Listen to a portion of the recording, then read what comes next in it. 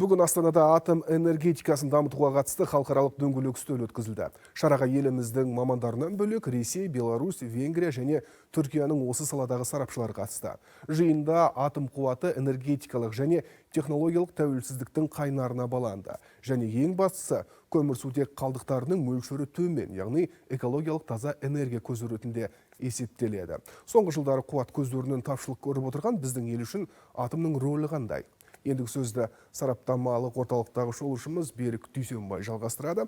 Берік, енді бүгін атом энергетикасын дамыту жөніндегі конференцияға барып келдің. Білеміз, енді еліміздің мамандарының қызығушылығы қандай? Бізде қашан, қай кезде салынуы мүмкін? Рахмет, Сәкен. Бір мысал айтайын саған, Сәкен. Бүгінгі конференцияда модератор залда отырған жұртқа ұялы байланыс ұсталмаса телефондарыңызда, онда Wi-Fi-дің паролін жазып алыңыздар. АЭС 2035 деп сол жердегі жұртты күлдіріп алды. Демек, бұдан нені аңғаруға болады? Егер елімізде АЭС салынатын болса, онда сол 2035 жыл деп тұспалдауға болады. Кеш жарық, сонымен атом станциясы Қазақстанға керек пе деген мәселе 90 жылдардан бері көтеріліп келе жатқан білесіздер. Кеше ғана еліміздегі іргелі ақпараттық басылымдардың бірі. Оқырмандарының арасында әлеуметтік сауалнама жүргізген екен. Жауап бергендердің 70% АЭС керек депті. Хош, керек емес деген мәселеге қыркүйектегі жолдауында мемлекет басшысының өзі патша көңілді халықтың таңдауына саламыз. Референдум нәтижесі шешеді деп мәлімдегенін білеміз. Ал қазіргі энергетикалық ахуалға қысқаша тоқтала кетсек. 2030 жылға дейінгі болжамды энергетикалық тепе-теңдік былай. Алдағы 7 жылда жылына 146,1 миллиард киловатт сағат электр энергиясын тұтынады екенбіз. Ал сол кездегі өндіретініміз 140 миллиард 153 киловатт сағатты құрайтын болады. Яғни 6 миллиард киловатт сағат қуат көзі жетпейтін болады. Жалпы тапшылық былтырдан бері байқалып отыр. Негізгі себеп халық санының артуымен байланысты тұтыну көлемінің өсуі және өндіріс орындары санының көбеюі. Мәселен, қазір шамамен 120 миллиард киловатт сағат электр энергиясы өндірілуде, ол жыл сайын 3%-ға артып, сол жаңа айтып өткен болжамға келеді. Асын сызып тұрып айтатын бір жайт, АЭС салған күннің өзінде энергия тапшылық жойылып кетеді деп айта алмаймыз. Мәселен, мына сандарға қарайық. 2035 жылға дейін қосымша қуат көздерін тарту жоспары бар. Оған сәйкес тапшылықты жою мақсатында қуаты 5 гигаватт газ электр станциялар салынуы тиіс. 2 гигаватт су электр станциялары, көмірмен жұмыс істейтін станциялар есебінен 1,5 гигаватт, қалпына келетін қуат көздері есебінен 6 гигаватт және 2 гигаватт атом энергиясы. Яғни, қосымша 17 гигаваттқа жуық қуат көзі қосылуы тиіс. Ал атом энергетикасы не береді деген сұрақты қойдық. Ол бірінші кезекте экологиялық және экономикалық себептер. Біз үйренген жылу электр станциялары тарихтың қойнауына сұранып тұр екен. Олардың қондырғылары ендігіде шығарылмайды.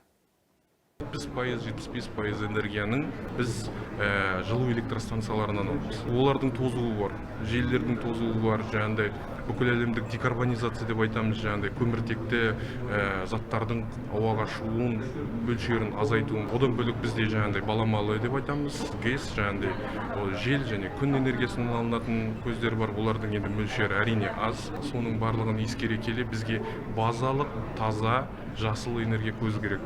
Оны тек қана біз АЭС-тен ғана аламыз. Есте болса, Алматы облысының үлкен ауылында сол жерде атом электр станциясын салуға қатысты қоғамдық тыңдау өткізілді.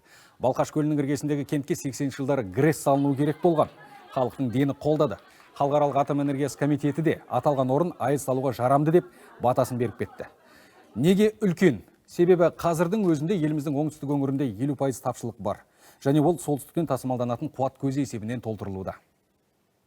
2018 жылы біз қуат көзі тапшылығына қатысты болжам жасадық. Есептеулер нәтижесіне қарасақ, 2030 жылға дейін энергия тапшылық тек оңтүстік өңірлердің өзінде 2,7 мегаваттқа жетеді екен.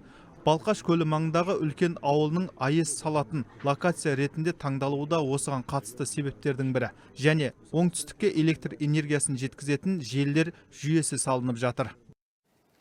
Хош, АЭС салынатын болып жатса, 4 мердігердің кандидатурасы қарастырылып жатқанын білеміз, және біздің оларға қойып отырған басты талабымыз су реакторы негізінде жұмыс істеу керек. Құрылыс жұмыстарымен мамандардың дені қазақстандық үлеспен қамтылуы тиіс. Ал ядролық физика институты мамандарының өз ұсынысы, дәлірек айтсақ, бұйымтайы бар. Ол атом станциясын салған екенсіздер, қосымша зерттеу реакторында қойып беріңдер дегенге саяды. Аталған мекеме өзінің базасында тұрған зерттеу реакторының көмегімен онкологиялық ауруларды ерте сатысында анықтап, емдеуге септесетін радиофарм препараттарын шығарып жатыр. Жаңа зерттеу реакторы келсе, өнімді көбейтіп, экспорттап жылына 200 миллион долларға дейін пайда табуға болар еді дейді. Мұның сыртында институт ақштың 4 бірдей ұлттық зертханасымен кіші модульді реакторларды зерттеп жатыр екен. Профессор Саябек Сахиев мырзаның айтуынша, келешекте аса ірі атом станциясынан гөрі шағын модульді реакторларды Қазақстанда көбірек салса абзал. Әңгіме атом энергиясын бейбіт пайдалануда, ал ол электр энергиясымен шектелмейді. Жүздеген қосымша өнімдер алуға болады дейді. Түн уақытта электр энергиясы аз пайдаланатын кезде ол атом электростанциясын сөндіріп тастауға болмайды. Ол бірден ол жерден сутегін шығаратындай сондай атом электростанциясын жасап жатыр, кішкентай. Сутегін пайдаланудың жай-жақты орындары көп. Оны көлік жүргізуден бастап, одан тіпті аммиак өндіріп, аммиактан ертеңгі күні біз аграрлық елміз ғой. Соған қажетті пестицидтер, басқа да жаңағыдай заттарды шығаруға әбден мүмкіндік бар. Хош, егер атом станциясы салынатын болса, оның құны шамамен 10-15 миллиард долларды құрауы мүмкін. Экологиялық аспектісіне келсек, жыл сайын 10 миллион тонна зиянды қалдық ауаға шығарылмайды. Экономикалық тиімділігі ауқымды жоба жүзеге асса 8 мыңнан аса жоғары біліктілікті талап ететін тұрақты жұмыс орындары ашылып, 2000 адамға жоғары дәрежелі атом маманы болу мүмкіндігі бар. Жыл сайын бюджетке 2-3 миллиард долларға дейін салық төленеді деп күтілуде. Станцияның өзіне келсек, оның қызмет мерзімі 60 жыл, уақытылы күтім және жабдықтарды жаңғырту есебінен жарамдылық мерзімін 100 жылға дейін жеткізуге болады. Ал қауіпсіздік мәселесіне келсек, жоба құнының жартысынан көбі сол қауіпсіздік жүйесіне бағытталады екен. Мамандардың айтып отырғаны осы. Су зерттеу реакторы мысалы бізде 56 жыл болды жұмыс істеп келе жатқанда. Бір оқыс оқиға болған жоқ. Ал мысалы МАГАТЭ үшін атом электростанциясы мынау зерттеу реакторы мынаған талап төмендетейік деген шарт жоқ. Екеуі талап бірдей. Сондықтан бәрі қазақстандықтарға айтарым.